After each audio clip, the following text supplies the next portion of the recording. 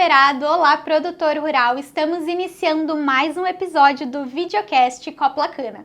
E hoje nós vamos falar sobre um assunto que causa dor de cabeça para os produtores. Vamos falar sobre o manejo dos fenóforos leves para quem é bom de cana. E para a gente falar sobre este assunto, eu estou aqui com um especialista no tema, Fábio, que vai abordar esse tema conosco. Muito obrigada pela sua presença. Eu quem agradeço. Muito obrigado. Imagina, por favor, se apresente, fale um pouquinho da sua profissão, onde você atua.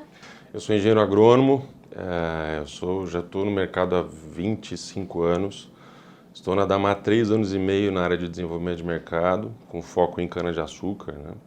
Então já tenho uma jornada longa e passei por muitos anos em usinas. Na indústria já estou há 12 anos, né? Então já há bastante tempo aí já nesse universo da cana. Uma longa jornada aí, não, Bem Fábio? longa, bem longa.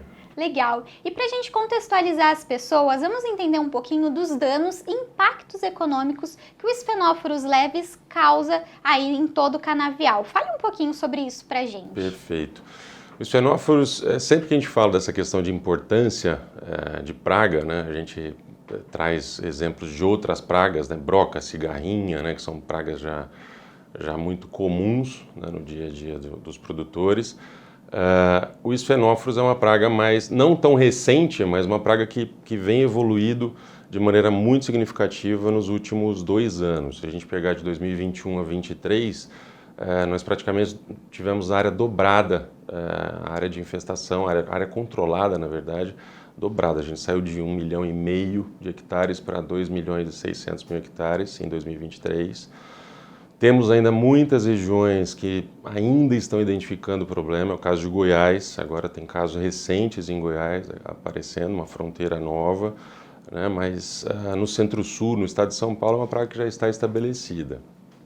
Quando a gente fala dessa importância, se a gente leva em consideração a área, parece que é algo inexpressivo, né? A gente pega a broca, por exemplo, a área coberta com controle, a broca chega a 12,6 milhões hectares, né, de área controlada, né, considerando todas as aplicações. E um detalhe, né, quando a gente fala dos fenóforos, é uma praga onde a gente, basicamente, a gente não monitora, a gente pega a cigarrinha, por exemplo, a gente monitora a população, a gente monitora a praga, a broca a gente monitora a praga, hoje tem as armadilhas, né, nematóide, a gente faz análise no solo para identificar o nematóide. Os fenóforos a gente monitora dano, ou seja, é uma praga que quando a gente avalia o canavial, a gente já tem a praga estabelecida e com dano instalado. Então, até identificar esses sintomas, né, que são sintomas muito típicos dos fenóforos, quando a gente observa esses danos, nós já temos a presença de danos e muitas vezes a gente já consegue observar uma situação de alerta, né? Uma situação onde a gente já pode ter um impacto bem significativo para o produtor. Então ela é uma praga, é duro falar, né, qual é a mais importante, mas ela tem um impacto muito mais relevante se a gente não tiver atenção do que as pragas mais tradicionais, né, do que broca, do que cigarrinha, do que o próprio nematóide. De novo, todas são importantes, Sim. Mas ela tem esse peso com relação à possibilidade, o potencial que ela tem na redução, principalmente da longevidade do canavial. E Fábio, os fenóforos ele é conhecido popularmente como bicudo da cana, né? E você fala de ser uma doença que a gente só vai monitorar depois dos danos que ela já causou. Ela é como se fosse uma praga invisível, então o bicudo ele come o como da cana? O bicudo é uma praga subterrânea, né? A gente tem a larva, que é aqui em casa a gente tem o adulto, né? Um curculionídeo, como se fosse um besouro. A fase adulta não causa dano, quem causa dano é a larva, a fase larval, e essa larva ela fica presente, ela fica alojada no rizoma da planta, né, no subsolo, dentro do rizoma da planta. Então ela fica muito bem protegida, alojada e causando dano. Esse dano que ela causa a morte dos colmos. Ela não permite que você tenha só uma redução de produtividade, mas você tem perdas de populações de plantas dentro do canavial. Então, é uma praga, essa é uma grande dificuldade, né, do manejo, você fazer com que o inseticida chegue até o local onde a praga está alojada. Então, a gente fala, é vulgarmente conhecido como bicudo, né, mas a gente brinca, né, que a gente tem um respeito tão grande por ela que a gente trata ela pelo nome científico, né? Olha só. A broca é broca, a cigarrinha é cigarrinha, é nematóide. Esse não, esse é o Sphenophoros, né? A gente ainda tem todo um cuidado aí quando a gente fala dessa praga, né? Mas, de fato, ela merece uma atenção redobrada, né, nas áreas de ocorrência nos canaviais. Qual o maior desafio, pensando então, né, em toda essa questão biológica e do comportamento que essa praga se tem? Qual você acha que é o maior desafio enfrentado pelo produtor? O grande desafio, eu acho que ainda está na comunicação e no entendimento do manejo correto para a praga, né? Eu acho que esse é o grande desafio. Nós falamos muito do manejo de soqueira, né, porque é onde a gente deve trabalhar de fato. São 5, 6, 7 anos em algumas situações onde a gente deve ter um cuidado na manutenção da praga. Porém, o desafio está na comunicação desse manejo, porque a gente tem que ter um planejamento muito bom para essas áreas de ocorrência de Sphenophoros, pensando que o manejo ele deve acontecer desde a reforma, né? A gente não pode trabalhar os Sphenophoros como controle de Sphenophoros somente na soqueira. Então, eu acho que um dos principais desafios, né, lógico, tem a questão da biologia, que é difícil e tudo mais, da praga, mas acho que a gente ampliar e levar essa comunicação da importância de se fazer, de se estabelecer um manejo desde o período da reforma, né? Então, fazer uma boa erradicação da soqueira, né, expor essas soqueiras de forma que a gente possa reduzir a população de larvas, né, ajudando a interromper um ciclo, uma geração, ou reduzir, né? A gente nunca vai conseguir zerar essa praga, mas e a partir dali a gente trabalhar uma janela até que a nova lavoura seja instalada, ter uma janela longa, uma janela prolongada, evitar plantios de culturas que sejam suscetíveis, né? Então, que sejam hospedeiras, na verdade, né? Então, eu faço a reforma do canavial, erradico essa soqueira, né? Exponho essa soqueira de forma a reduzir a população de larvas e, ao mesmo tempo, dentro dessa janela, por exemplo, o milho não é uma cultura desejável numa área onde eu possa fazer uma rotação. Então, soja, amendoim, são culturas que são bem-vindas, né? Não são plantas hospedeiras dos Sphenophoros, então elas ajudam também nessa janela, né, nesse intervalo, até que eu faça um novo plantio do canavial, são culturas que eu posso contar para colaborar nesse manejo. Falando sobre manejo, a gente sabe que a forma de aplicação faz toda a diferença para a gente, né, conseguir controlar uma praga e até mesmo combatê-la. Qual seria a melhor forma de aplicação de inseticidas para a gente combater os Sphenophoros leves? E fale para a gente também um pouquinho sobre o que é a segunda aplicação. Sim. Bom, a gente tem hoje, basicamente, em soqueira, nós temos hoje 3 modalidades de aplicação, né, que ocorrem. Muitas empresas que têm acesso à vinhaça fazem aplicação dos inseticidas com a vinhaça localizada, né, seja no mesmo tanque, seja em tanques separados, mas aproveitam essa modalidade, a operação, né, para realizar já a aplicação dos inseticidas. Então essa é uma possibilidade. E para quem não tenha o acesso à vinhaça, enfim, ou para quem tem uma preferência para outras modalidades de aplicação, o corte de soqueira é uma outra modalidade muito difundida e muito utilizada, né? Ela requer uma atenção especial também, todas elas a gente tem que ter um cuidado, uma atenção, enfim, tem que ter esse trabalho, mas o corte de soqueira é aquela coisa, né? A gente tem as situações, por exemplo, a gente faz a sulcação com 2 linhas, eu tenho que fazer o corte de soqueira também com 2 linhas, usar um implemento com 2 linhas. A gente às vezes vê áreas que foram sulcadas com 2 linhas e a operação sendo feita, o corte de soqueira sendo feito com implemento de 3 linhas. E aí você tem todo um problema relacionado a paralelismo, você acaba direcionando o inseticida para entrelinha, né, e a gente quer jogar o inseticida sobre a soqueira, né, em cima da rua de cana. para que a gente possa trazer o inseticida o mais próximo possível do local onde a larva está alojada, né? E da região também onde o adulto se locomove. Então, alguns cuidados são importantes, né? Com relação à segunda aplicação que você citou, o ano passado a gente já levantou isso, né? 10% já da área tratada com esses fenóforos já recebe uma segunda aplicação, né? Então a gente vê isso deve ser uma crescente, né? Uma segunda aplicação sendo realizada. E geralmente essa segunda aplicação ela é feita via drenche, né? Ou via jato dirigido na base da planta, né? Então entraria uma terceira modalidade de aplicação, né? Pensando nos canaviais que foram manejados ou através de vinhaça localizada ou no corte de soqueira no início da safra, né? Até meados do inverno, né? Onde a gente não tem um favorecimento do potencial de ação dos inseticidas pela falta de água, né? É importante para os inseticidas, assim, outros herbicidas também, que a gente tem água no sistema, no circuito. E como a gente está trabalhando, na maioria dos casos, essas soqueiras de início e meio de safra num período seco, a gente tem uma menor eficiência dos produtos em função dessa condição, né? De seca, de déficit hídrico. Então, geralmente é feito um reforço. Essa segunda aplicação seria um reforço em áreas de alta pressão da praga, né?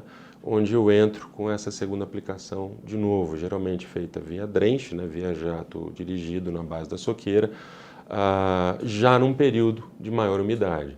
Exemplo, se eu faço um manejo de corte de soqueira em maio, junho, né? Eu venho agora em setembro, outubro, e tenho a condição, a oportunidade de fazer uma segunda aplicação. Essa segunda aplicação ela é interessante porque ela tem a colaboração, a contribuição das chuvas, né, e elas vieram. E aí a gente já tem também uma condição interessante, porque a gente vai ter, nesse momento, a presença já de mais adultos. Então não são apenas larvas, a gente já passa a controlar uma população de adultos que começa a acontecer.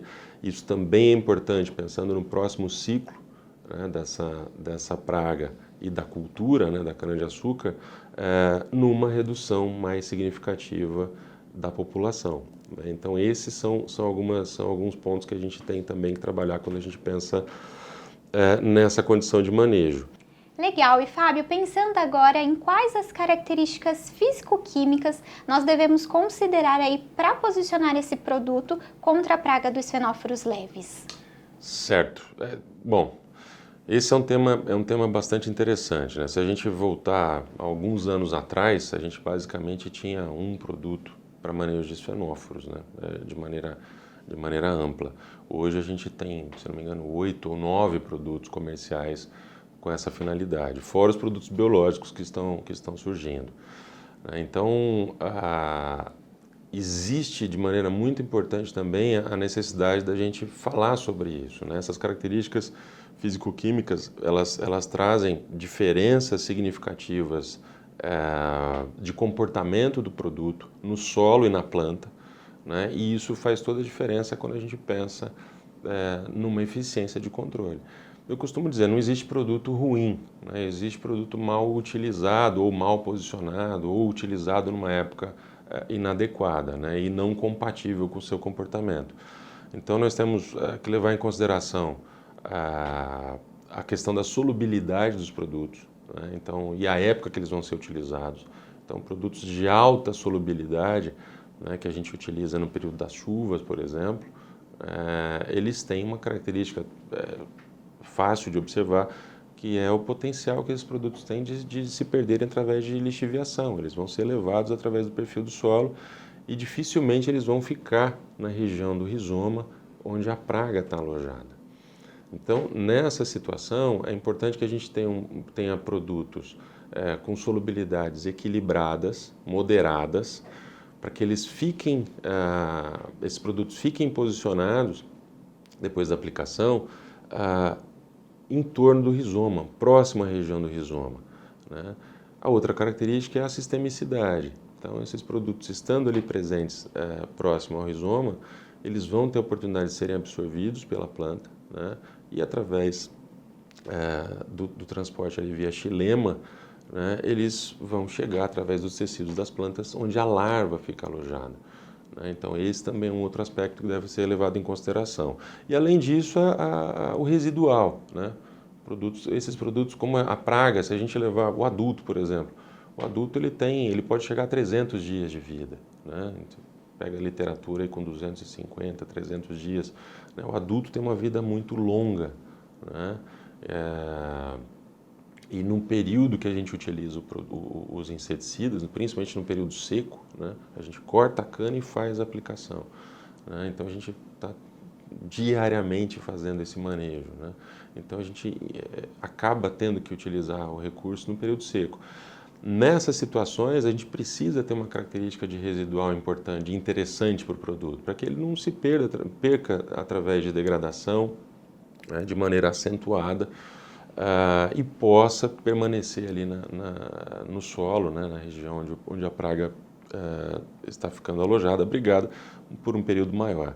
Então são algumas das características que a gente tem sim que entender, né, e procurar o time da Adamar, o time da Coplacana, né, para que possa entender e saber dos produtos disponíveis hoje quais são os produtos mais adequados. Pensando em soluções e em tudo que a Coplacana e a Adamar oferece, nos indique aí um produto da Adamar, por favor, Fábio, que trata especificamente os fenóforos leves. Sim, esse ano a gente lançou o Gales. O Gales é um inseticida para esfenóforos.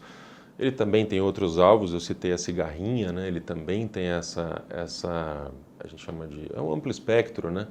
Então ele também tem esse impacto sobre o controle de cigarrinhas. Então, para quem faz o manejo agora, ou na soca de final de safra, ou numa segunda aplicação, né, ele vai ter esse efeito também, além de contribuir com o controle dos fenóforos, ele vai ter um reflexo importante agora na cigarrinha. É um produto que pode ser utilizado junto com a vinhaça localizada, né, tem uma estabilidade importante com esse veículo. Tem uma transposição de palha elevada, é outra coisa interessantíssima que a gente tem que levar em consideração, né? Porque quando a gente faz esse corte de suqueira, a gente, lógico, tem o implemento ali fazendo o papel de cortar palha e tudo mais, mas é interessante, de qualquer maneira, a gente ter característica de transposição para que a gente possa também fazer com que o produto chegue o mais próximo possível da região onde a praga está alojada. E é uma solução que traz mais vigor à planta, causa menos estresse, Exato. né? A gente tem como característica um dos ativos, são dois ativos na formulação. Um dos ativos presentes na formulação, ele tem esse benefício adicional, né? Além do efeito inseticida que se espera do produto, ele contribui também com uma condição de vigor, né? Ou de efeito verde, ou alguns chamam de efeito anti-estresse, né? Então a gente tem isso de maneira muito evidente, né? Principalmente nas soqueiras tratadas ali no período seco, a gente tem isso muito pronunciado, muito evidente, né? É um efeito bem característico do neonicotinoide presente na formulação. Perfeito, Fábio. E essa solução Gales já é um produto que os cooperados e produtores encontram na Coplacana. Sim, já encontram na Coplacana. O time da Coplacana já conhece o produto. A gente fez várias rodadas de treinamentos, orientando sobre posicionamento, recomendação, toda orientação sobre dose. Então o time da Coplacana está orientado e o time da Adamar também, nosso time no campo disponível e atento aí para as exigências dos produtores.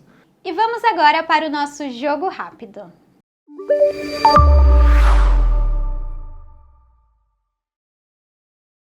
Fábio, eu encontrei aqui uma foto em um encontro de líderes da Adamar e Coplacana e queria que você nos falasse sobre este momento. Perfeito, foto de peso, olha, esse encontro é um encontro que nós fazemos anualmente, né? Então diretores, gerentes, tanto de Coplacana quanto Adamar, né? Nós nos reunimos ali para nos atualizarmos, né? Acho que esse contato é importantíssimo para estabelecer realmente e enxergar, né, as necessidades, principalmente as necessidades dos cooperados, né, dos fornecedores, dos produtores, e buscarmos ali as soluções mais adequadas, né? Então realmente é uma fase de atualização, um momento de atualização, onde a gente tem essa troca de informações. Ali a gente fala sobre mercado, falamos sobre portfólio, enfim, trocamos muitas informações ali importantes e relevantes e que vão certamente impactar de maneira positiva aí o dia a dia dos cooperados.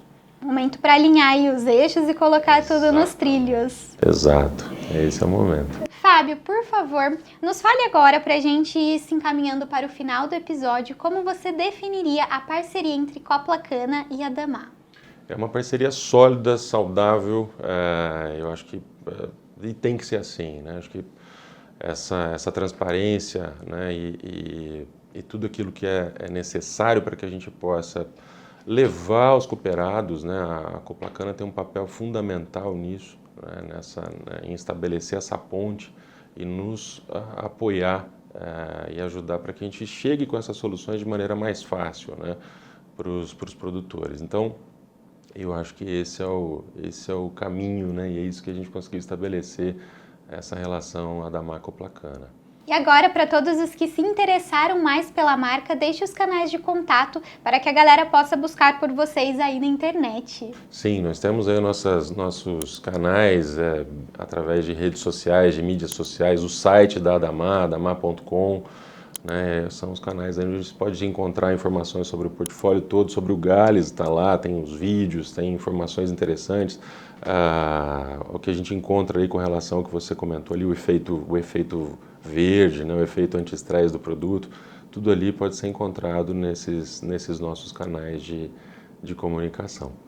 Perfeito, eu agradeço imensamente a sua participação, por toda a contribuição, com certeza deu uma aula a todos que estão nos assistindo. Imagina, eu que agradeço o apoio de vocês, a parceria de vocês e a oportunidade de levar para os produtores aí mais informação e a gente se manter próximos, né, no dia a dia. Isso é importante, esse é o nosso papel e eu que tenho que agradecer. Muito obrigado. Obrigada. Obrigada a você também, produtor cooperado que nos assistiu até aqui. Eu te vejo no próximo episódio do Videocast Coplacana.